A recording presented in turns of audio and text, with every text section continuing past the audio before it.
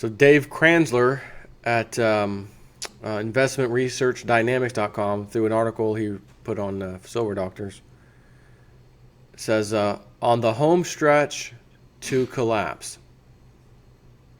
And again, I'm looking today, some economic numbers, not looking good again.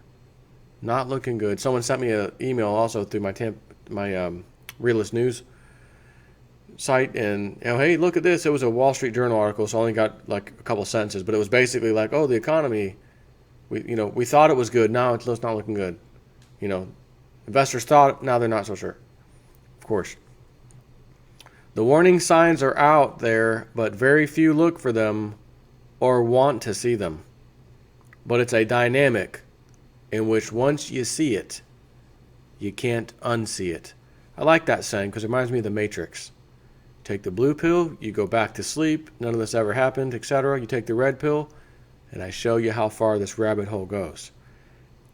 And old Jason at 4 took the red pill many a year ago, if you will. Back in 2005, I just barely was scratching the surface getting started and, opening my mind to everything I thought was real and truth and everything, and finding out it wasn't.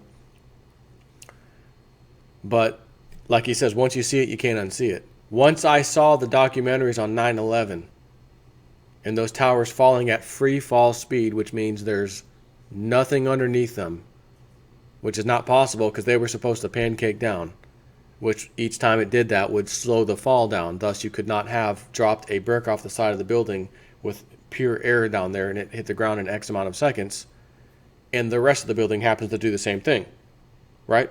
So all these things I'm watching and blowing my mind, and Building 7, what the hell is Building 7? I've never even heard of that. What is Building 7? What's the Solomon Brothers building? What is that?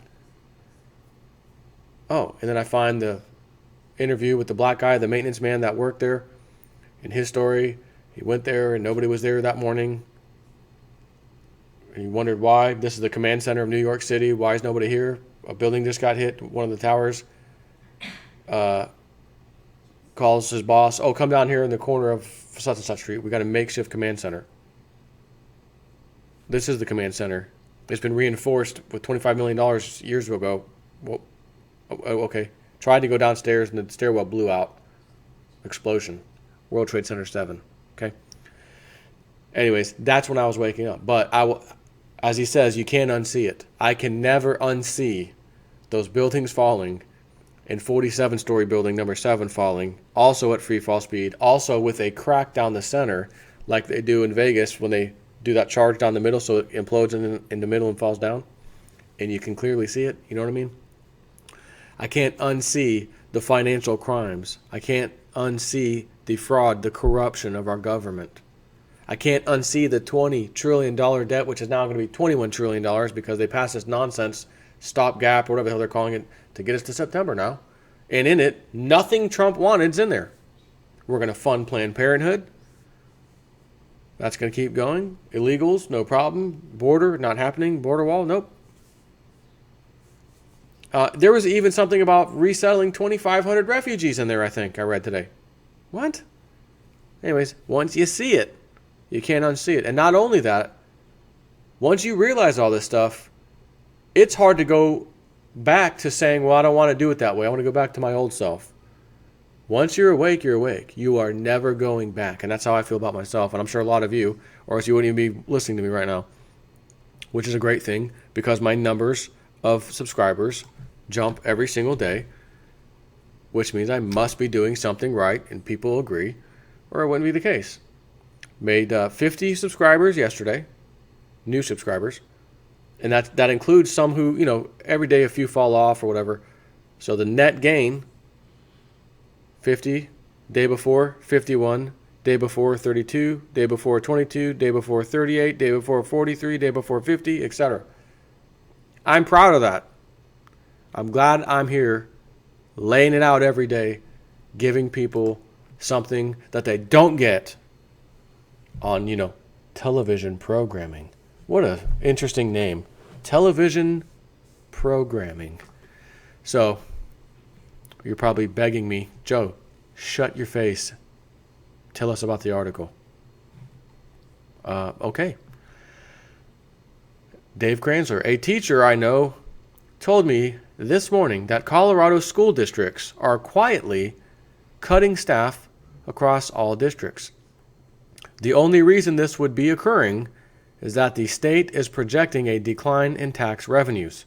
The only reason tax revenues would be declining is because economic activity is slowing, I think, yeah, that's what it's slowing, not slowly, slowing or contracting. And Colorado supposedly has one of the more vibrant state economies. And you know what else I've heard recently? Little birdie told me, a lot of the states, like, you know how if you're a company, let's say in the state of Florida, and you live here, you work here, this is your company here, you have employees, and you subcontract work out to people all over the state of whatever, just all over the country. You don't have to collect sales tax from the customer you sold. Your subcontractor is going to do the install, and they may live there, but you don't, and they're not your company employee, so that doesn't count. And what we're hearing is that the states are trying to go after those companies who are in outside other states and say, you owe us tax money for the last 5, 6, 7 years. You didn't collect taxes, and because you have a subcontractor, that qualifies you to have to pay tax. Well, we can't go back to the customer. You're not going to go back to the customer, are you? No, you can't. It's too late. So that's just starting to happen from what I'm hearing. It kind of goes in line with this. The soaring level of hope. Don't you love that word? Hope. Hopium. Smoke some hopium. The soaring level of hope that, for some unexplainable reason, accompanied the election of Donald Trump. Again, I've been covering it. Good, bad, or ugly, I'm covering it with Trump, ain't I? Accompanying the election of Trump is now crashing. The so-called hard data, which somewhat measures the level of economic activity, never moved higher in order to justify the optimism. An optimism tragically seated in ignorance. As an example, the Kansas City Fed released its economic survey today. The composite index crashed from 20 to 7. 20 to 7. Not surprisingly, Wall Street snake oil salesmen, otherwise known as economists, and not only them, but Princeton, Harvard, and Yale economists, were expecting a reading of around 17, not 7. As for individual components of the index, the average worksheet and number of employees dropped, the production component of the index fell precipitously, and new orders collapsed. In fact, new orders expectations fell below the pre-Trump level. The 6-month outlook metric, aka the HOPE index, I like that name, plunged to its lowest since November. Right? So it's going back to where it was before Trump got elected. The Trump train is not fading. As I just discussed, $1 trillion added to the debt. It's coming right now to get us to September. Nothing that Trump wanted was really in there at all. Now we got to deal with Obamacare, tax reform, and I'm, again, I want him to succeed. I'll say it again. I want him to succeed. But I'm realist news, and I got to keep it real. Mr. President, I wish you a lot of luck, and I mean that. The truth is that all of the regional Fed economic activity surveys were largely driven by hope, which registered in the form of new orders for goods that will sit on the shelves of car dealers and non-food retailers, and in the form of expectations about the level of economic activity in 6 months. By the way, someone sent me a link, I think yesterday. It was like a MSN.com link article, I think. And, the reason why car sales are down. Oh, let me check that out. When a Chrysler minivan now costs $50,000, I think we found out the reason why new car sales are down. Yes and no. Like I said, 2008, you could buy a nice pickup for $28,000. Now your nice pickup, $48,000 to $52,000. And you can now add the Chrysler minivan. I mentioned we got a nice 2015, the touring edition, right? The Mac Daddy one. It happened to be on the lot used, trade-in. What the? Hey, turn that off, man. I'm doing a video. Throw a little advertisement on Jason 4. I'm the one that throws advertisements on the screen around here, not you. Just kidding. But anyways, 2015, it already had 30-something thousand miles on it, I think. Or no, it was actually 40. Maybe it was on 40,000. But brand new, it was almost $40,000, $38,000 some change. I know because I was at the dealer getting something fixed that was under warranty, and saw one sitting in the showroom, the identical one we had, except a new model. And that was last year, so that would have been probably a 2017 model. Or maybe it still was 2016 model, I don't know. But we paid, $23 for ours. You're talking about $50K for a Chrysler minivan. Well, it's the Mac Daddy of, I don't care what it is. Oh, but we can put you in an 8-year loan, right? So that's the other thing I was going to get on. We know why car sales are down because of $50,000 cars. Okay, but they've extended the 5-year, 60-month, to 72, 80 months. What do you need? And they still ain't doing it. Still can't sell them. But there's not been any follow-through in form of actual growth in the economy to justify the unrealistic level of hope. Real disposable income and the real level of retail/auto sales have been declining on the way to a tailspin plunge. Any pulsations in final retail sales and home purchases have been fueled by the parabolic issuance of subprime quality debt. In fact, an increasing percentage of home purchases are from aspiring flippers. We are at a point in the cycle, just like 07 and 08, in which many of these flipper purchases will never end up with end users and instead will land on bank balance sheets. Auto sales, and then hold on. When they land on the bank balance sheets and the Fed, laughing stock of the world, we're going to start unwinding our balance sheet, which includes about half of it or so, a bunch of these garbage loans from 2007 and 8 that they bought off the banks because they were trash assets, toxic assets.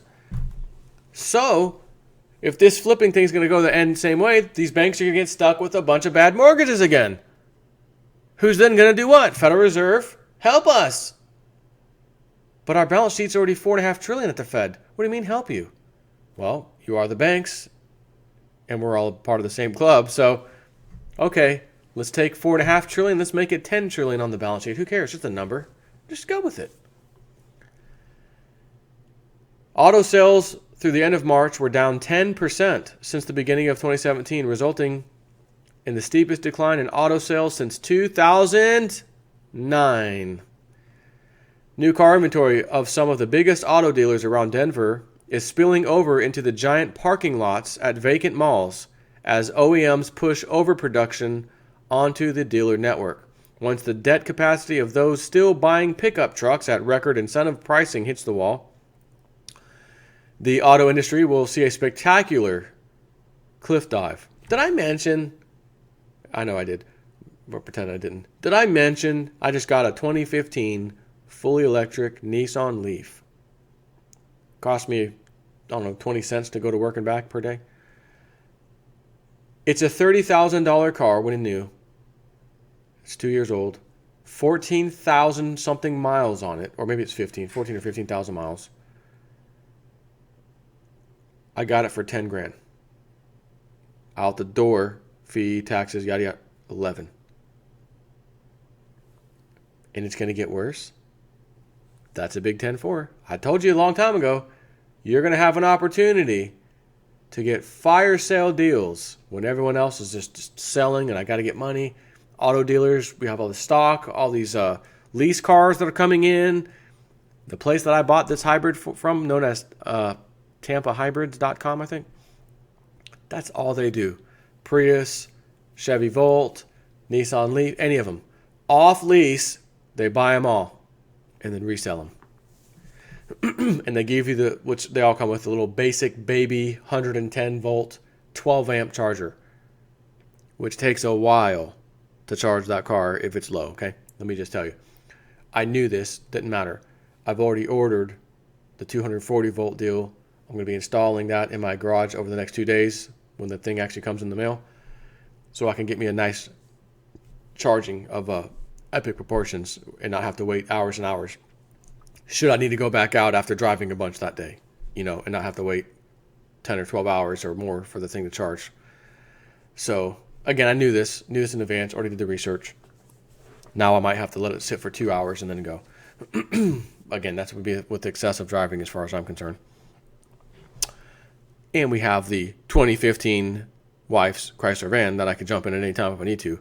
But again, it feels so freaking good to drive that car knowing the oil cartel can't touch me. Never stopping at a gas station. I'm not doing a tune-up. There's nothing to tune up. There's no spark plugs. Doesn't have a transmission. Doesn't really have a radiator, although it does have a little thing that cools the electrical lines coming in to recharge it because they get hot when you're charging. It actually has a coolant system to just keep those lines cool, but that's it. Feels fantastic driving it every day. It's quiet, no exhaust, no smell, no nothing. You ever start your car up and have to go in the trunk or something in the back and kind of smell that come in? Not anymore. I'm not trying to rub that in anyone's face, but I didn't know it would make me feel the way I feel. You're making me feel so good. Come on, girl. Come on, Nissan Leaf. Makes me feel great driving that thing. Anyways, new car inventory at some of the biggest auto dealers around Denver is spilling over into the giant parking lots as vacant malls as OEMs push overproduction onto the dealer network. Once the debt capacity of those still buying pickup trucks at record incentive pricing hits the wall, the auto industry will see a spectacular cliff dive. The government is too broke to provide the cash for clunker safety net put in place back in 2010, if you remember that one. In addition to trillions in printed, mostly electronically generated currency, the Fed has been able to fabricate the illusion of economic growth with an enormous amount of credit creation. Credit is debt issuance. The part about debt that is conveniently overlooked by the economists is that borrowed money behaves like printed money until it has to be repaid. The problem is that most debt created in the U.S. is never repaid. For instance, the level of outstanding government debt has been increasing every day since before Nixon closed down the gold window. Remember that, 71? This is not debt in the traditional sense of a loan that gets repaid. This is money printing. Consumer and corporate debt levels have been rising in parabolic fashion and are at at all-time highs. Given the large chunks of this debt will never be repaid, just like in 08 and 09, the issuance of this debt is the same as printed money. Amusingly, though, not surprisingly, the Fed stopped reporting the total amount of debt outstanding in the system, which is government plus corporate plus household, back on March 25th, 2016. They don't want to publish that data anymore. On that day, the total debt outstanding was $63.5 trillion. It's likely well over $65 trillion by now. That debt, until it's repaid, is no different than that printed currency. This would be great in a pretend world in which debt could be issued to borrowers ad infinitum. It would be the proverbial money tree on which free lunches blossomed for everyone forever. Unfortunately, debt cannot be issued in increasingly amounts to eternity. Currently, it would appear as if the non-government borrower segment of the debt statistic has reached its borrowing capacity. It happens gradually, then all at once. The United States is getting close to the all-at-once stage. This is why the deep state has resorted to the last stage of history's empiric life cycle curve. When all else fails, start a war. Gerald Celente, what did he say? When all else fails, when they've played the economy game and number game and they know they can't play with it anymore, the horrible numbers are staring everyone in the face, They take you to war, says Gerald Celente. And by chance, we got a problem with North Korea and Libya, and now all of a sudden, I don't know how Iran got back into it, but now I'm hearing Iran back on the Iran again. Wow, unbelievable. Actually, no, very believable. We know this. Take care.